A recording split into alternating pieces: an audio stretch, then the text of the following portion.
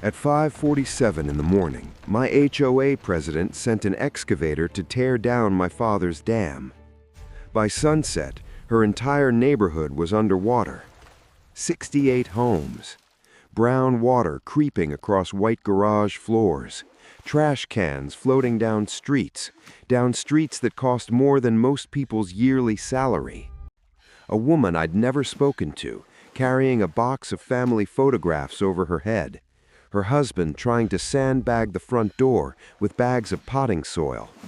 And the woman who caused every bit of it, the one who'd torn down the only thing standing between those families and the hillside above, was in her driveway in designer shoes, screaming into a phone that nobody picked up. Her name was Diane Welker, HOA President, the woman who'd spent 18 months fining me for violations I never committed, forging documents I never signed, and funneling $847,000 of her neighbor's money through a shell company run by her own brother. She thought demolishing my dam was her biggest payday yet. What she never bothered to discover was that I'd spent 32 years as a senior dam safety engineer for the Army Corps of Engineers. I wrote the federal protocols she'd violated. I had every document, every calculation, every recording. That dam was the only thing between 200 acres of watershed and 68 sleeping families. She removed it on a Thursday morning. The rain started Thursday afternoon. If you've ever watched someone with a clipboard destroy something your family built with bare hands, you're in the right place. Let me take you back, because you need to understand what she destroyed before you'll understand why it destroyed her. I'm Earl Gentry, 58. My father bought our property in 1971, 44 acres of Tennessee hillside with a spring-fed creek that talked to you all day if you were quiet enough to listen.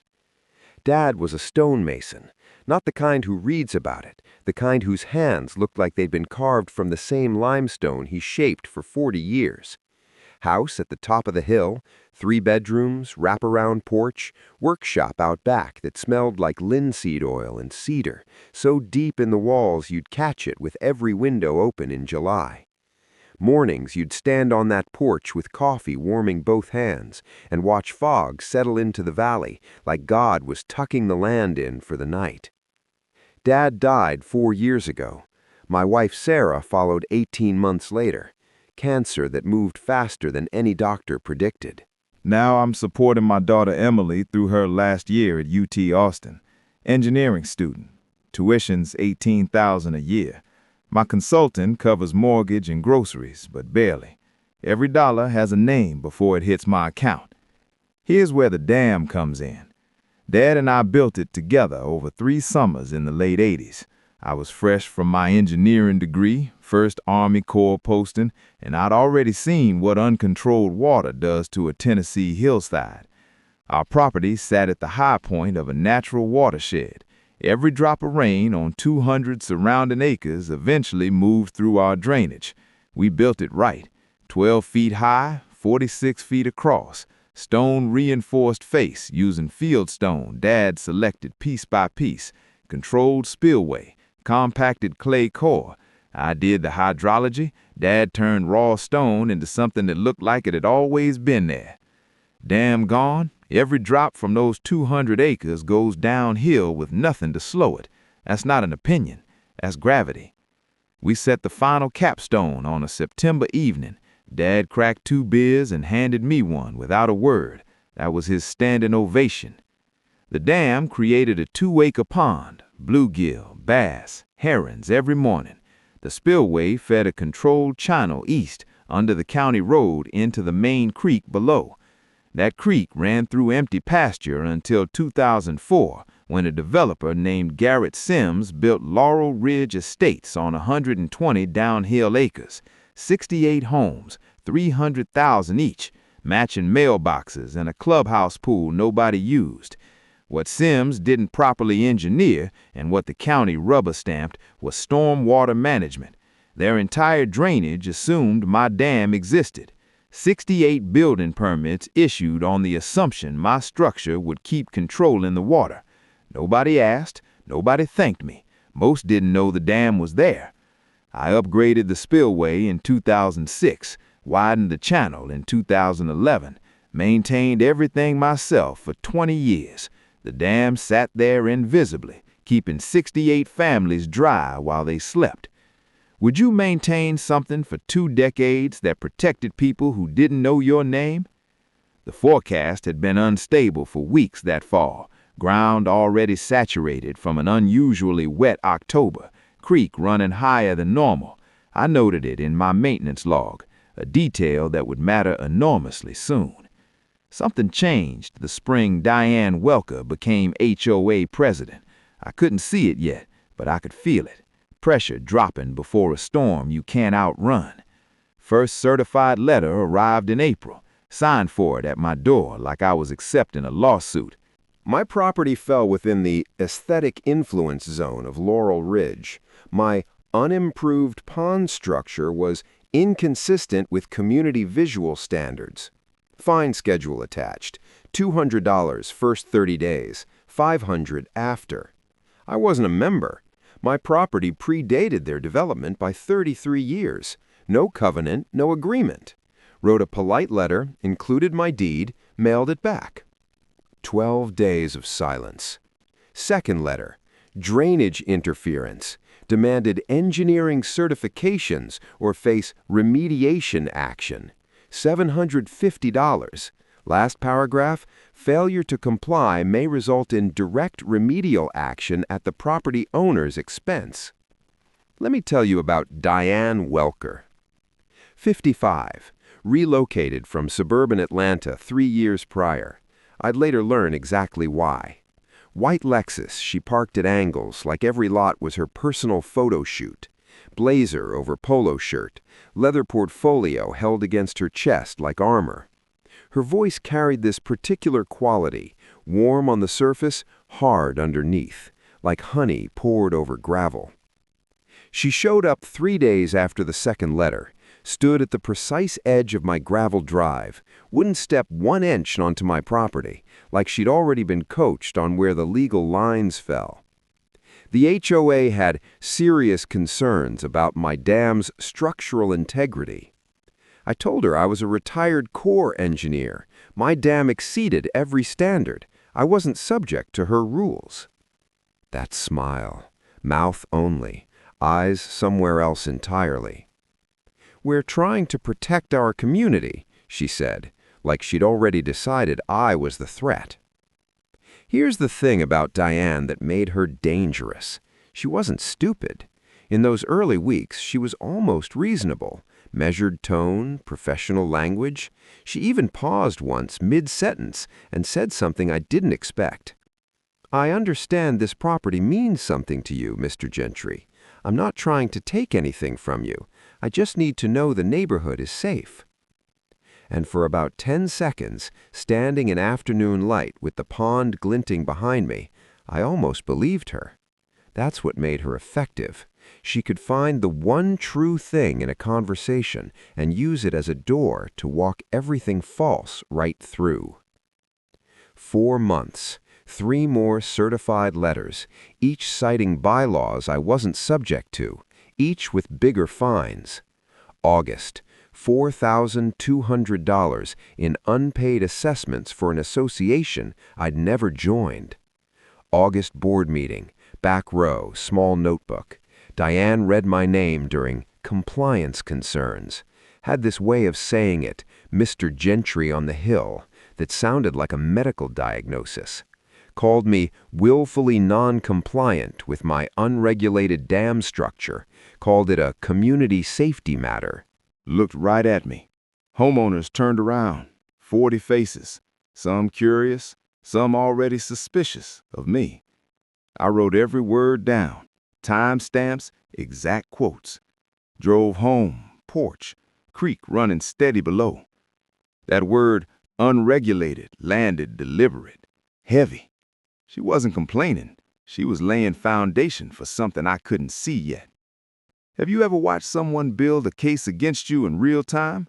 That tightness where helplessness sits in your chest? That's where I lived for months.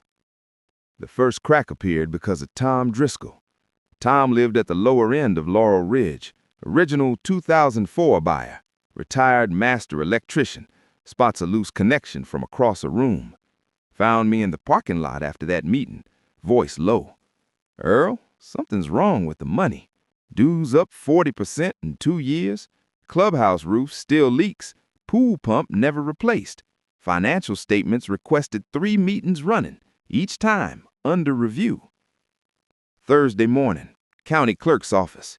14 lien actions filed against homeowners over 2 years, all tied to Diane's stormwater remediation fund. Individual assessments, $6,000 to $12,000. Total collected, $847,000. I pulled every corresponding construction permit. 0, not 1. No stormwater project permitted, designed, or built. $847,000 collected, nothing touched. The records listed a contractor, Ridgeline Infrastructure Solutions, LLC, registered 8 months after Diane took the presidency.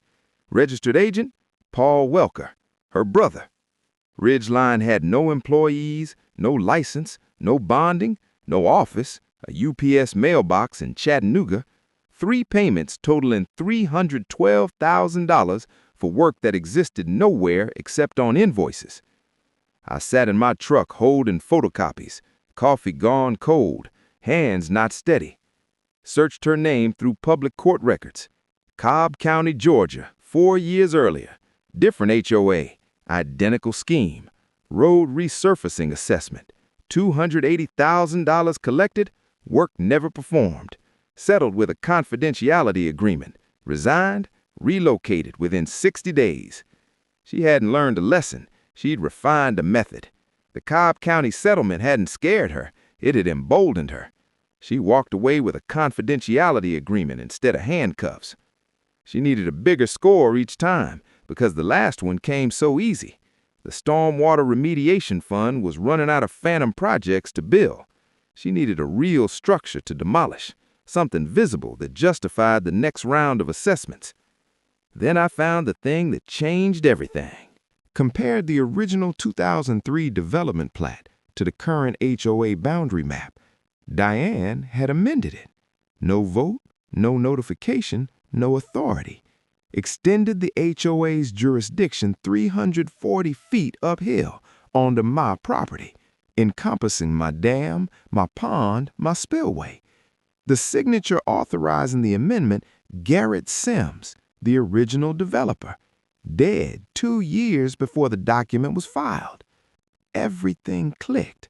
The letters, the public naming, unregulated. She was manufacturing a paper trail for a fraudulent boundary change. If my property appeared to fall within the HOA on county records, my dam fell under her authority. She could remediate it using her brother's phantom company, bill homeowners for the demolition, and keep every dollar. My dam wasn't a nuisance. It was her next invoice. My first instinct wasn't calm. It wasn't strategic. It was anger, the hot, chest-tightening kind that makes you want to drive straight to someone's house.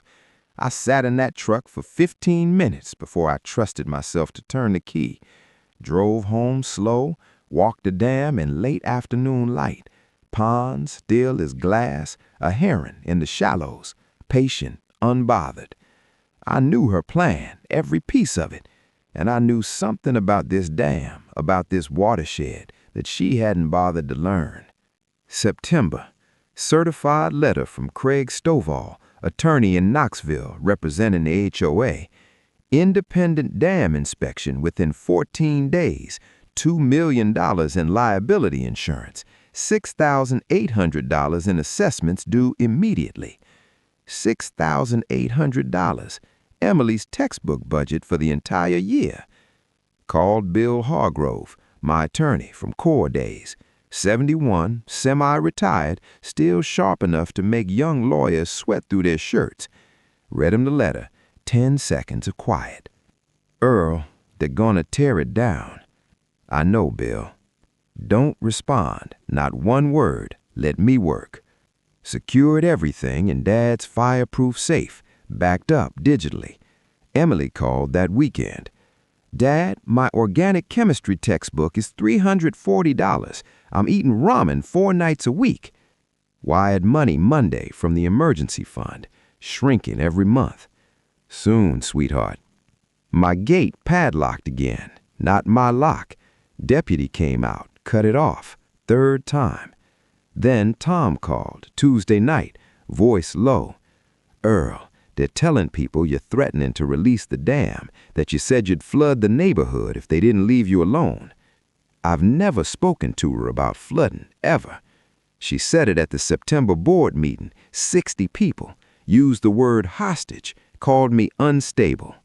40 families, looking at my name on a slide, believing her.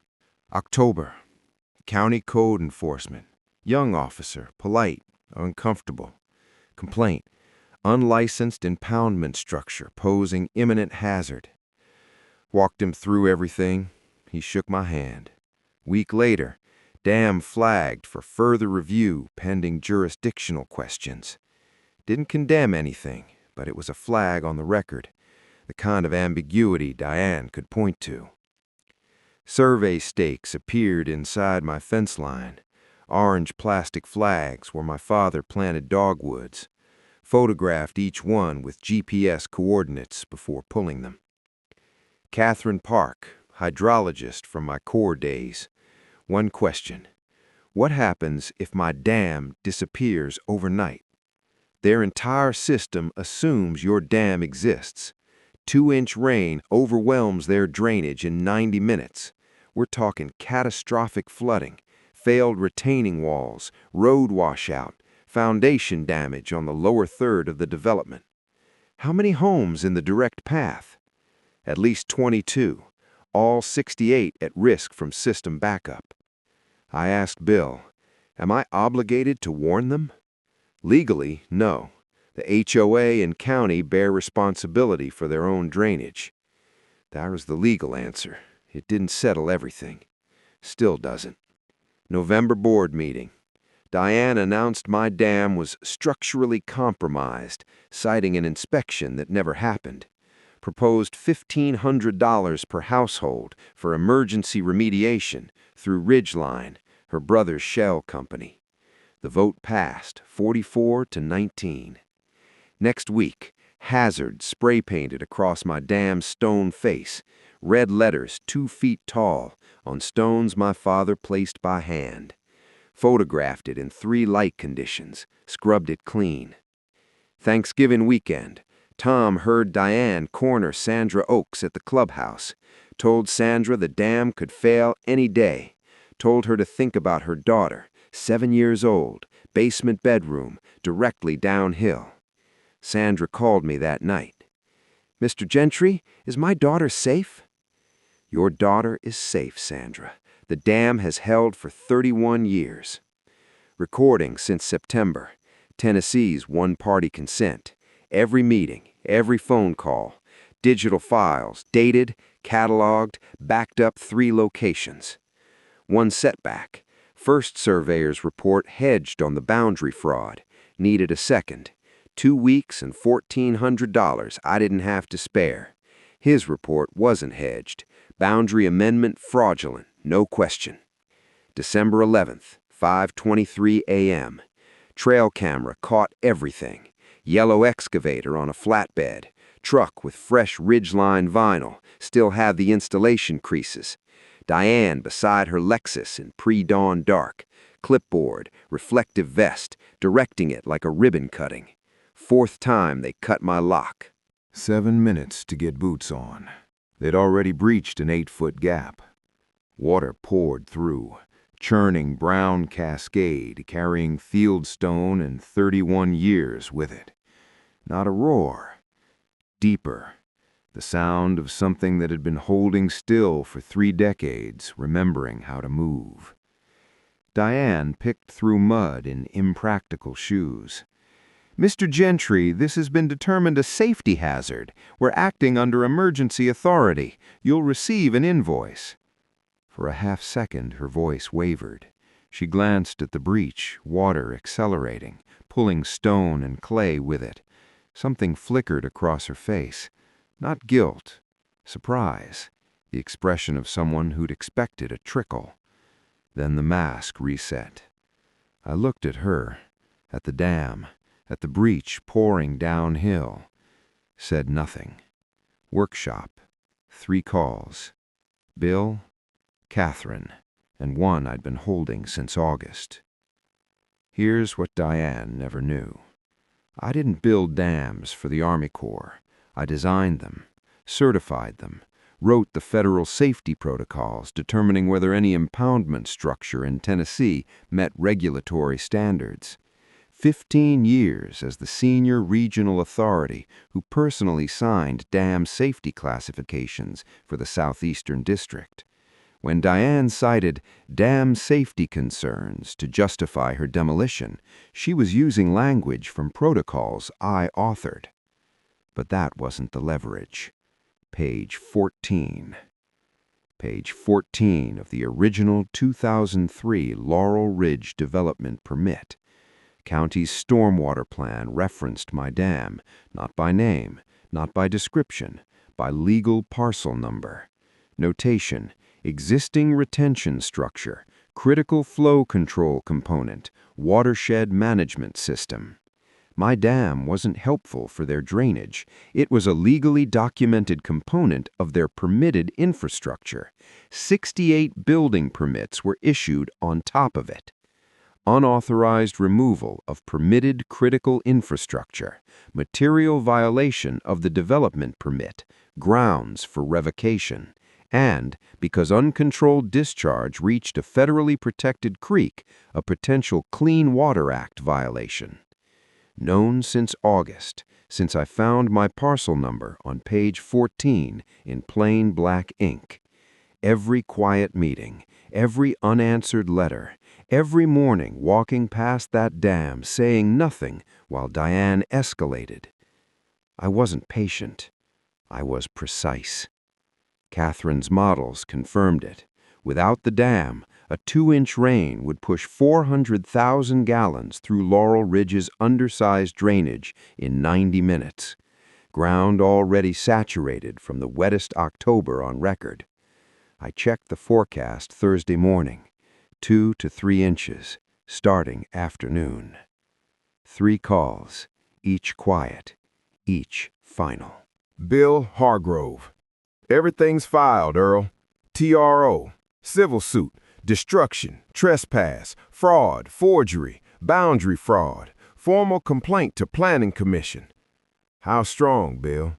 41 years, cleanest file I've held. Catherine Park, analysis complete, peer-reviewed, signed, unambiguous. Davis McAllen, senior Corps engineer, 20 years alongside me, now coordinating federal watershed compliance across Tennessee. Told him everything. Unpermitted demolition, protected creek, page 14. Long pause. Earl, I'll make some calls. 6 words. I knew Davis. Those words meant federal wheels turning before he set the phone down. Workshop, everything on the workbench, photographs, recordings, certified documents, Catherine's analysis, Ridgeline invoices, Cobb County records, forged amendment with a dead man's signature, the kind of file that speaks for itself. Wednesday night, cold, clear, porch. Looked downhill at Laurel Ridge, street lights in neat rows, warm windows, families eating dinner, kids doing homework. Not knowing. The creek sounded wrong, louder, rushing through the breach where Fieldstone once stood.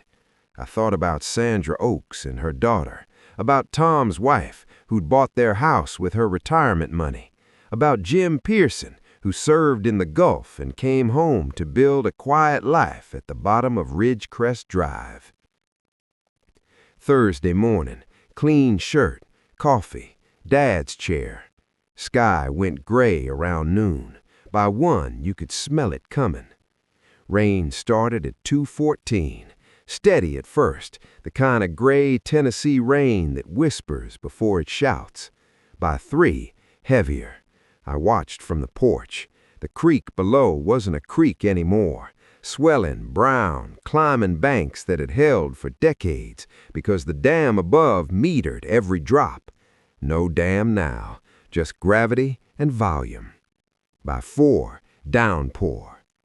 4:40, Tom called, voice tight as wire. "Earl, my street is flooding, 6 inches already, rising fast." By 5, Laurel Ridge's drains were overwhelmed. Water backing through grates, storm sewers geysering through manhole covers, garages filling from the floor drains, car alarms muffled under rising water, a sharp crack down the block, privacy fence posts snapping, the wet groan of a garage door bowing inward under pressure it was never built to hold. Then the smell, mud, sewage backing through overwhelmed lines, the chemical tang of wet insulation dissolving. And one image, told to me later by a firefighter I'd worked with on a county project. A porch light at the bottom of Ridgecrest Drive, still on, flickering underwater. Warm yellow glow through brown water. A house still trying to welcome someone home while the ground floor filled. Sandra Oakes called 911 at 5:12. Her daughter's basement bedroom was filling. She couldn't get the door open, pressure holding it shut from the other side. She carried her daughter upstairs in the dark, power already gone, flashlight in her teeth, the girl's fingers locked around her neck so tight Sandra had bruises the next morning. Jim Pearson's truck stalled at the bottom of Ridgecrest, water to the wheel wells in seconds. He climbed out through the window, slipped, went under. Came up on all fours, coughing brown water in the middle of a street that had become a river. 11 911 calls in 40 minutes, all from the same neighborhood, all from homes that had never flooded, all from families who'd paid into a fund that was supposed to prevent exactly this. I sat on my porch, distant sirens. I'm not going to pretend that was an easy evening. By 6, Diane was in her driveway. Nobody was picking up her calls. Friday, 8:15, County Planning Inspector, responding to Bill's complaint, not the flooding, walked the site, documented the breach, confirmed the structure referenced in the 2003 permit had been demolished without authorization. 10 a.m., stop work order, all HOA activity, immediate. 2 a.m., 2 EPA investigators, unmarked sedan, water samples, sediment photographs, precise questions, few words. 2 p.m., Bill filed the civil suit, 8 causes of action, 46 pages. 3 p.m., Diane served at home. Tom told me later, she opened the door, read page 1, her face went blank. Not angry, not scared, empty, like a screen losing signal. Hands shaking before page 2. Monday, criminal investigation into the boundary amendment, the dead man's signature. Tuesday, Tennessee AG received referral on the $847,000 fund. Same day, Craig Stovall filed emergency withdrawal as HOA counsel.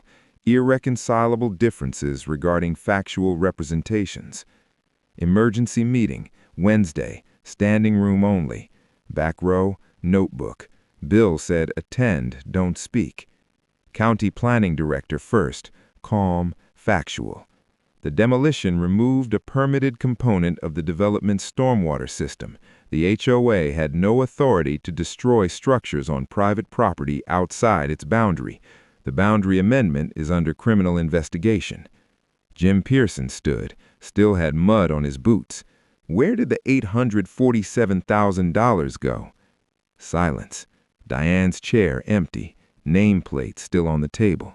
Tom stood slowly, looked at neighbors he'd lived beside 20 years.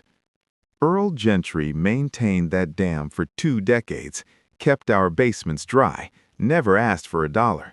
We let her tear it down because nobody asked a hard question, including me. Nobody looked at me. Not anger, not blame. Something closer to shame, theirs and mine, tangled together in the fluorescent light. Barbara Chen stood, said Diane pressured her into the assessment vote by threatening a lien. 3 more homeowners stood. Same story. Woman in the front row crying, tears running while she stared straight ahead. 4 board members resigned, one by one. Side door, no eye contact. County Attorney's representative.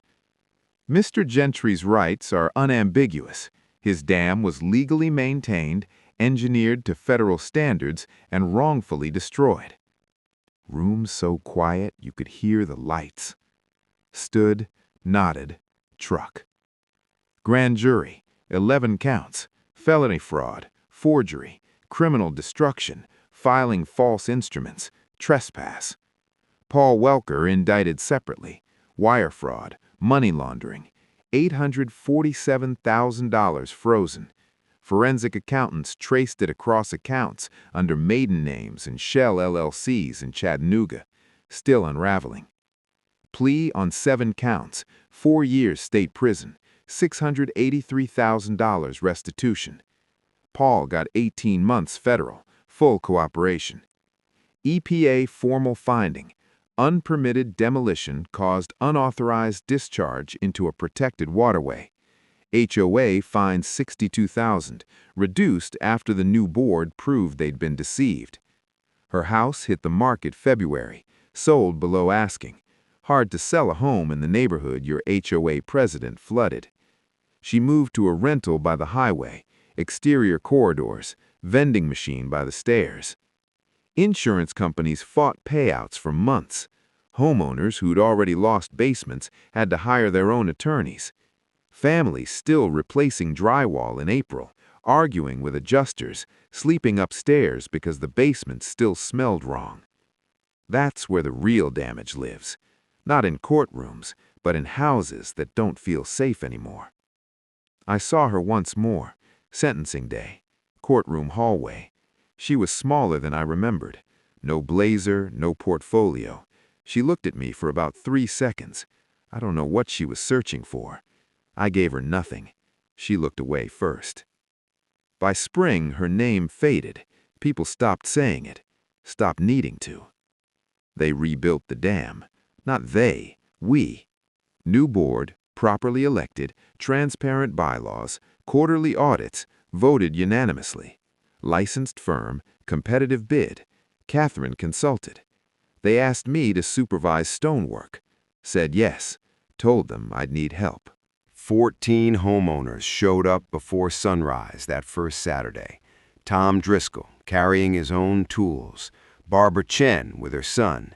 Jim Pearson brought his father-in-law, 83, retired bricklayer from Kentucky. Couldn't lift heavy stones, but could look at field stone and tell you exactly where it belonged. He and I understood each other without needing many words.